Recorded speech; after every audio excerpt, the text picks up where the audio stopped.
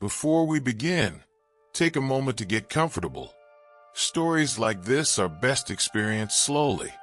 If you enjoy true espionage stories from the Cold War, consider liking this video, leaving a comment, and subscribing to the channel.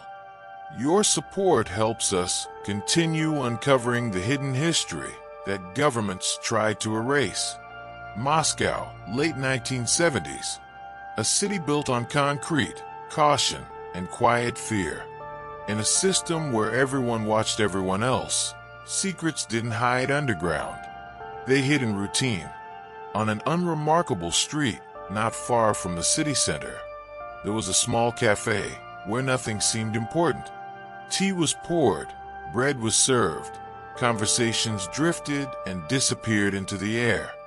And behind the counter stood a man no one ever questioned. That was exactly why he was dangerous. To his customers, he was simply another Soviet citizen, a veteran, a small business owner, someone who complained about shortages and weather like everyone else. But that identity had been carefully constructed years earlier, thousands of miles away. Before Moscow, before the cafe, before the lies became permanent, he had been an American recruited not for his strength or charm, but for his ability to vanish into another culture. When he spoke Russian, it wasn't foreign. It was natural, and that ability would become his shield. His training was not about gadgets or weapons. It was about behavior. How to stand in line without impatience. How to complain without sounding angry. How to remain silent without appearing guarded. He was taught that perfection attracts suspicion, but small flaws build trust. By the time his new identity was complete, it no longer felt like an act. It felt like memory. When he arrived in Moscow, nothing happened. For months, his life was deliberately dull.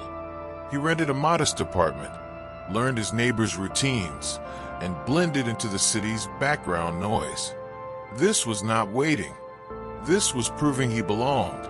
In intelligence work, time itself is a test. The cafe was his idea.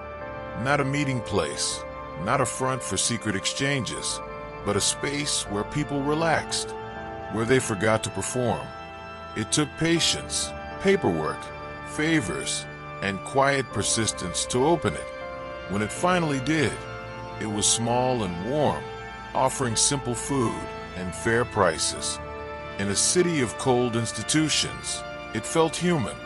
That was its power. At first, only locals came, then students, then men who paid closer attention to the room than to their tea. They sat with their backs to the wall. They scanned faces without appearing to look. The owner never reacted. He remembered names, refilled cups, and listened without listening. Over time, these men returned, and slowly, they spoke more freely. What he collected wasn't classified information. It was fragments, complaints about supervisors, mentions of transfers, casual references to future assignments. On their own, meaningless. Together, they formed patterns. Every night, he reconstructed conversations from memory and recorded them in coded notes. Once a month, the information disappeared into the city and reappeared on desks in Washington. It was intelligence built not from secrets, but from habit. Eventually, scrutiny arrived. Subtle at first. Questions that sounded friendly. Observations disguised as curiosity. One officer noticed his accent was too precise. Another checked his military history. Each time, the answers held. Not because they were memorized, but because they had been lived. His false past had weight. It left traces everywhere investigators expected to find them.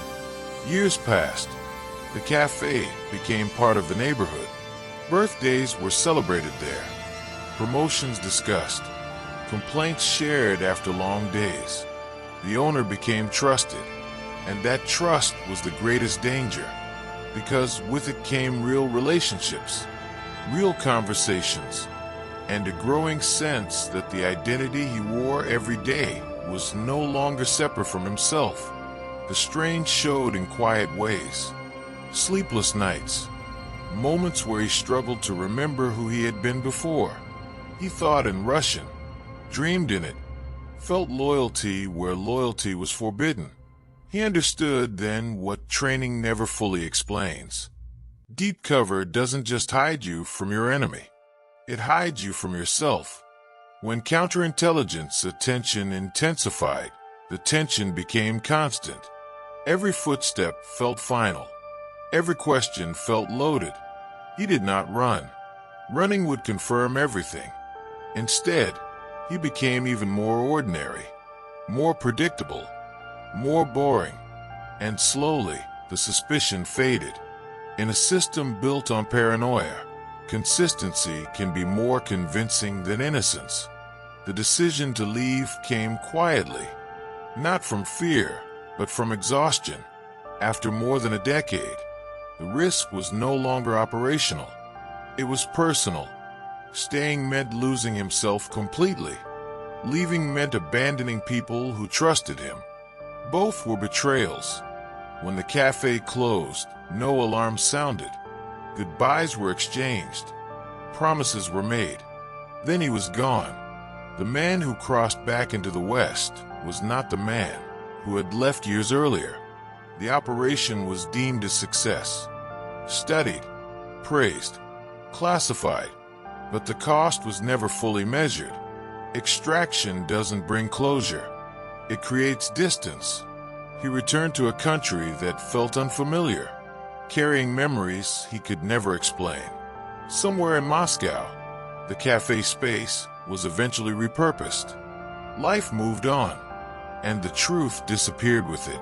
So let me ask you this. Could you live as someone else for years, knowing every friendship was built on a lie? Would you survive the mission and the aftermath? Share your thoughts in the comments. And if you want more true stories from the hidden side of the Cold War, make sure to subscribe. There are many more secrets waiting to be uncovered.